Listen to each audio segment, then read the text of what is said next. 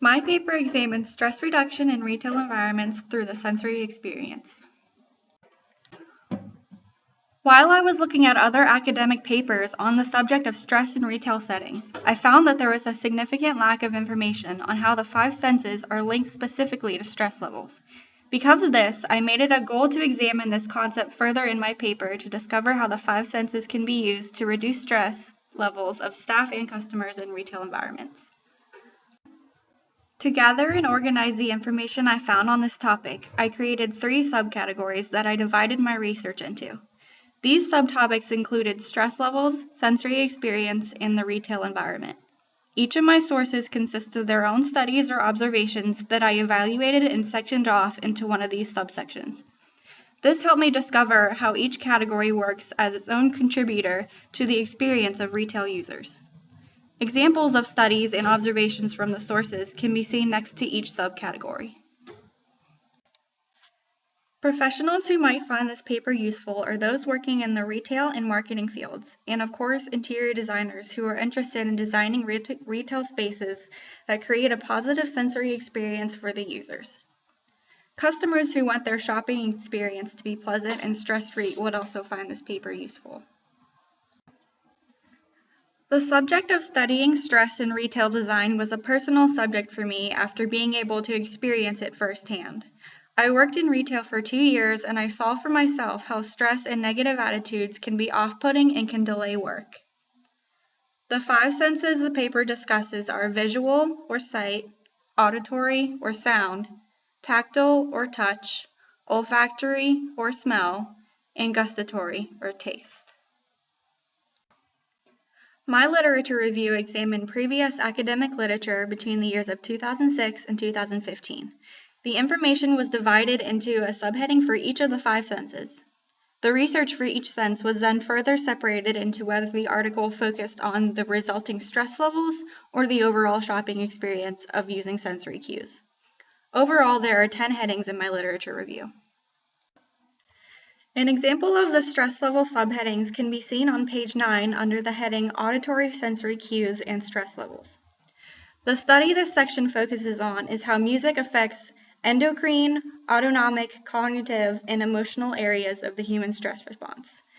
The experiment was conducted on 6 females that listened to a range of relaxing sounds, including rippling water, relaxing music, and complete peaceful silence. The results showed that listening to music can help the nervous system recover from stressors faster. This research showed that using music in retail environments can be a useful tool in reducing the user's stress levels. Another good example is in the olfactory sensory cues and stress levels subheading. This experiment focused on the use of ambient scent in retail areas that are normally devoid of any scents.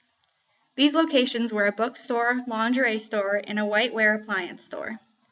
Certain scents, including coffee, perfume, and soap powder, were added to each location. The results proved that when the scent was applicable to the location, it evoked positive responses, but when an unrelated scent was applied to the areas, the users did not enjoy the scent. The study was relevant because it showed that if a scent is incorrectly applied in a retail space, it can be a cause of a stressor, but when used correctly, it can improve the stress levels of users. One example of shopping experience sections can be seen on page 11 under the subheading Tactile Sensory Cues and Shopping Experience. This study showed that certain people have a higher need for touch than others. Those that do have a higher need to feel products are naturally drawn to touch products that would provide a positive sensory experience, such as soft clothing or other pleasant products. Even if the product is not nice to touch, such as steel wool or sandpaper, the study shows that having the option to hold and feel the item had positive results.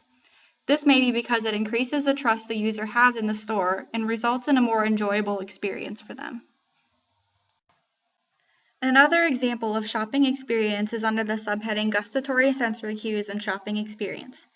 The study tested participants' responses to tasting wine samples after being told either positive or negative information about the sample.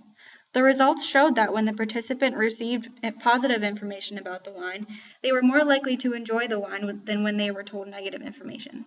The study proves that it is important to give off a good impression of the product before the actual tasting of the product. The methodology of this paper consists of the initial research and the proposed survey questionnaire. As previously stated, the research portion of this paper studied articles between the dates of 2006 and 2015. The research was divided into 3 subcategories and is examined further.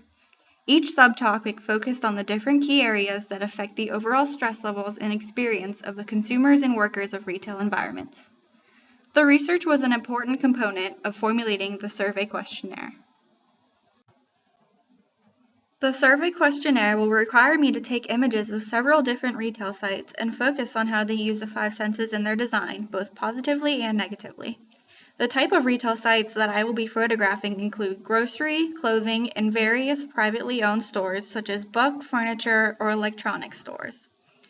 These images will then be placed into the online survey site surveymonkey.com along with 3 other sections of data collection. The first of these sections consists of the demographics of the participants of the survey. This includes their age, gender, annual income, and their highest level of education. This is to ensure that the survey will not be limited to one cluster of people, but will be open to all ages, genders, and social classes to get more reliable results. The second part of the survey will utilize the images taken at the retail sites and include general statements based on the photograph. The participant will then select their agreement to the statement on a Likert scale of 1 to 5, where 1 is strongly disagree and 5 is strongly agree. An example of the questions that will be asked on this section can be seen on page 20 of the paper. The third and final part of the survey will be statements that are specific to the different type of retail sites that are being photographed. For example, statements on the sample cards at grocery stores or statements about the size of smaller privately owned stores will be asked. Examples of these questions can be found on page 21 of the paper.